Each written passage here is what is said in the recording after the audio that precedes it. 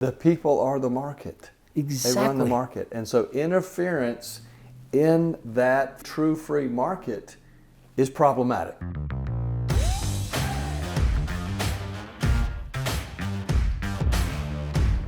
Welcome to the Northpoint of View, here with Dr. Walter Kemmsies. Walter, good afternoon.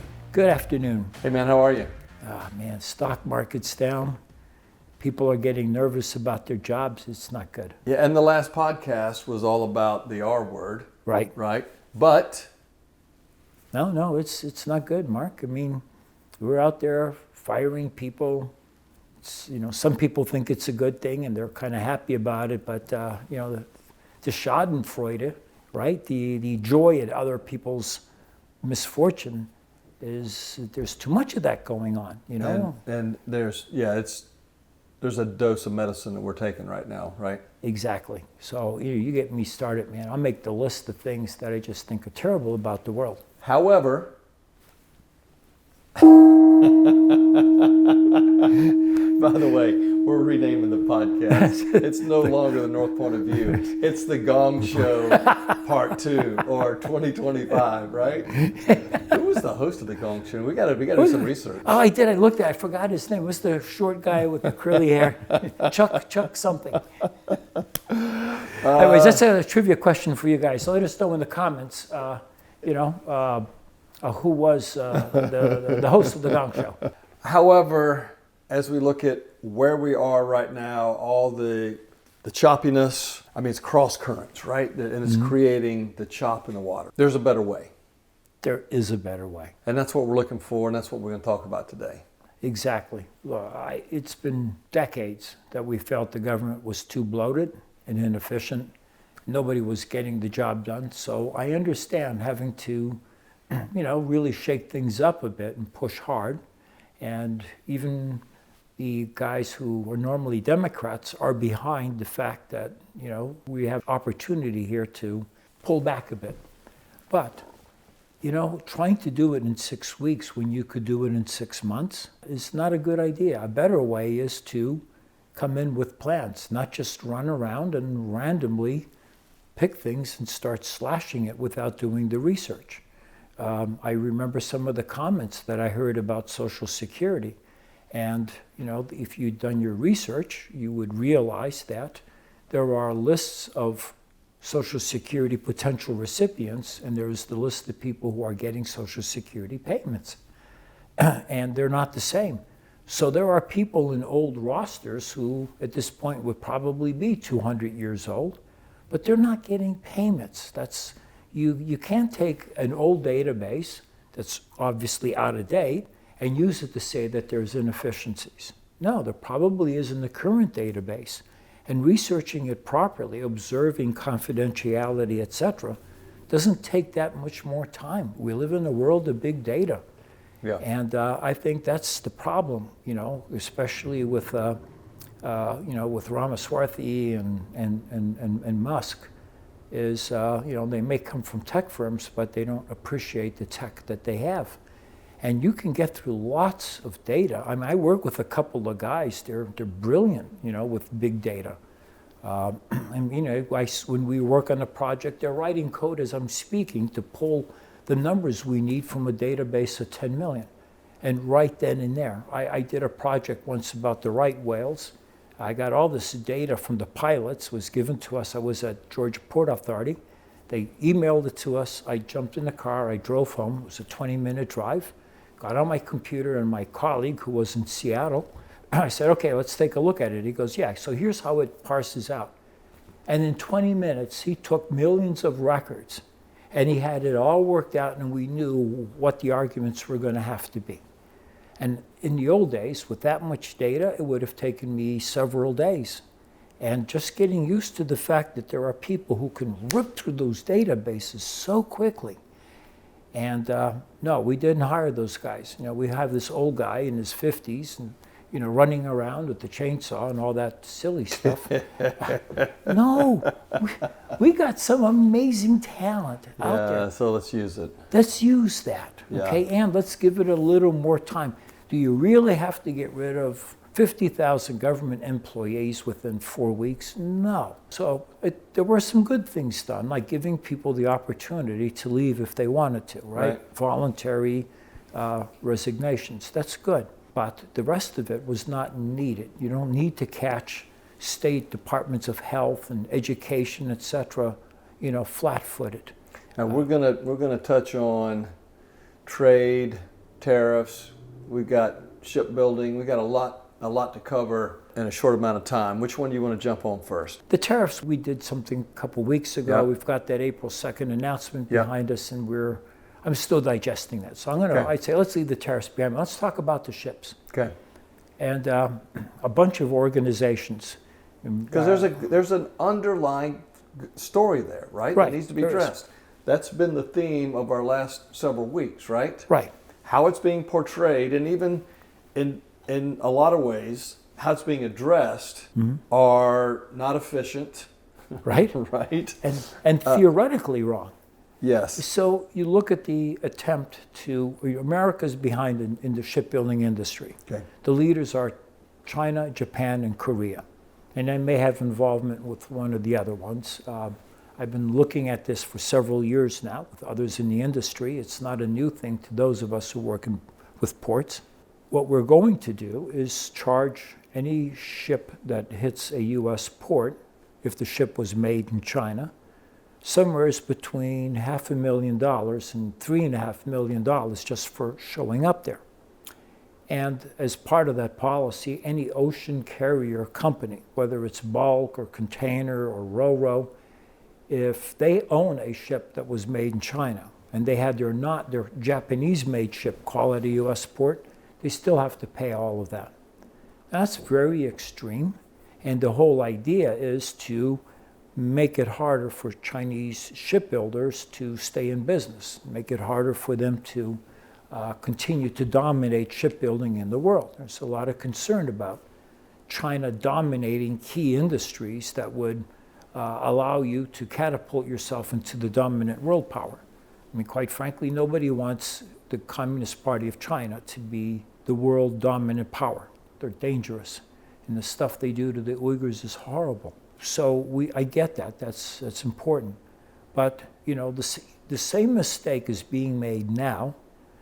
Because the whole idea of these charges is, this is how we get our ships built in the United States. It doesn't translate. Those fees does not translate to more shipbuilding America. And the stuff It's government interference. No, exactly. The stuff Biden did. Yeah, we're it's going to the give money same thing. to the chip makers to go build more chip factories. No, you know where that money's going to go, Mark? It's going to go into share buybacks, and it's going to go into higher dividend payments. Right. No, you want the private sector to do something. Right.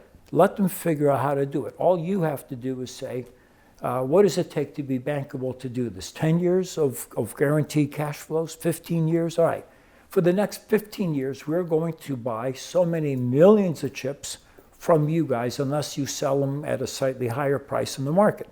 But if the market isn't there and you need to sell the chips you're making, we guarantee you that we will buy whatever you make up to a certain amount at this price. And it's basically as close as we can get to a free market system. Exactly. Or You figure it out, Mark. How do you want to The do this? least amount of government interference. That's right. And the opposition that you and I have on whether it's this concept to address shipbuilding or the EVs, right? Exactly. You and I are not, for the record, not against EVs. Love it. Love the Yes. concept, right?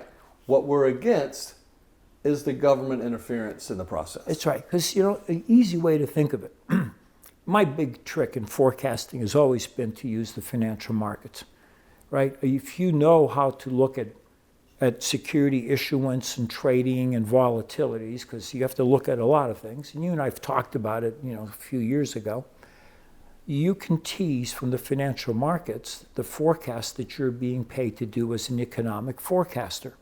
Like, when do I know the economy is going to turn? I look at convertible bond issuance. Why convertible bonds? Because they pay practically no interest. The owner of the bond, if the company does really well, can convert the bond into so many shares. And if the company turned itself around, the shares go from $10 a share to $200 a share. just convert your bond, you just made a fortune. What if they don't? Well, you're a bondholder, and if the company folds, you're in line to receive some of the assets. So when that issuance goes up, it means companies are trying to turn the corner. It's an indication that the economy is about to turn. Companies are feeling that if they right themselves, they'll be able to ride the economic momentum. So you look at the financial markets, that tells you a lot. Why the financial markets? Well, a lot of people think that they're run by the president of JP Morgan and a couple of stock analysts. They're not. Billions of people buy US stocks, US bonds, commodities, billions of people.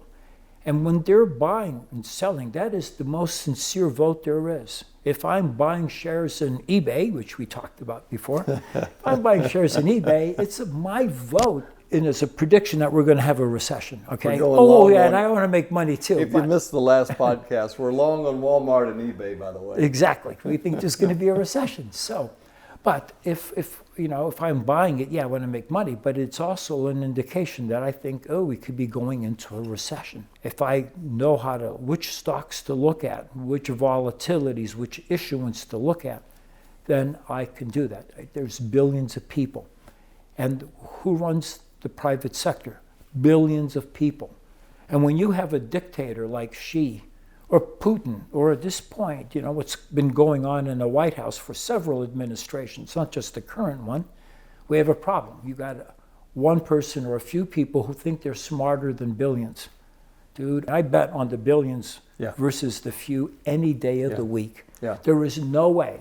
All the billionaires in the world are stupider than the first billion people on this planet. And that's the market. Yeah. The people are the market. Exactly. They run the market. And so interference in that true free market is problematic. Exactly. And that's our point. We got some, call it feedback. Some of it feedback, was people, our shoes got vomit all over them. A little emotional. But that's great. I mean, that means people are listening to the podcast. But just to set the record straight, I love what Hyundai announced yesterday, right? That commitment to technology. Yes. For those of you who forgot, Mark, you give them some detail. Well, just the announcement yesterday was tens of billions of dollars of investment in the technology on the EV side, but whether it's electric, hydrogen, whatever, it's a technological platform that because it's operating inside a free market, are figuring out the most efficient way to do it, which is an online upgrade of the app that's running your vehicle rather than tens of thousands of dollars of equipment. That's exactly it. And so that's our point all along. And if you guys are watching this, you'll see this as sort of the underlying narrative in all this. It's just watching the free market and not intervening. You can see the video on WSAV here in Savannah, March 25th. It was an evening broadcast that a young guy went out there, and it was terrific, very useful, and you can find it on their website. And what was the article you sent me? I think it was Korean News yesterday too on the Hyundai announcement. Or was it Reuters? You texted it to me. Anyway, regardless, the point being... It was Jim who sent it to us. The point is that it's not interfering, not creating artificial stimulus or drag on the free market system. Right? Exactly. Look, if there's war, then the government has to intervene and command the resources so they can protect the country. We get that. But unless you're really there, come on. Let what made America great continue to make America great. Yeah. So we've got about a minute By the way, left. that is the better way. What is the takeaway on the better way? We've touched on a few things, but just to sort of wrap it up. Yeah. Provide an incentive to the private sector to do what it does best. Yeah. That's it. Don't tell them what to do and here's the money to do it. Here's what we'd like to see done. We will guarantee you enough money so that you can go to the banks and say, look, the government said for sure we'll get at least this much money, so we want to borrow And the fact that we're going to get these dollars from the government in the future is what guarantees that we can pay it.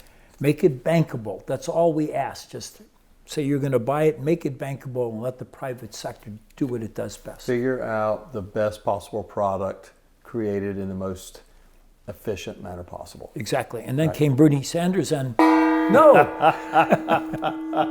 Trivia question, $50 gift certificate to Applebee's for the first one to email us the Gong Show host name. That's right. Please do. Don't forget.